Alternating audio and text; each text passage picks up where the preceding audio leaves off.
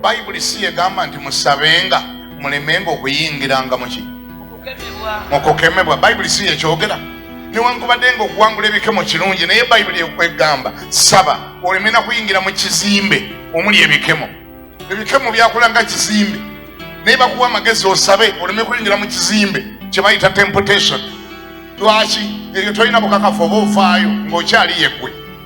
Esaala Yesu yagigamba abatume bagisabe, bakola gwa kwebaka ekiro ekyo ne beebaka nga tebamanyi kyekitegeeza.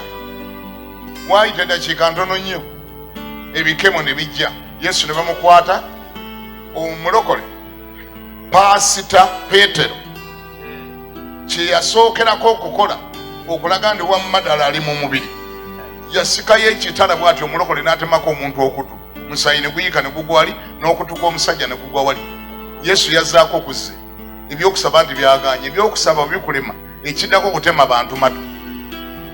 Bulijjo saba nga Mukama Katonda oleme genda nga wootasobola kuwangulira, ogende nga wooka wonoowanguliranga.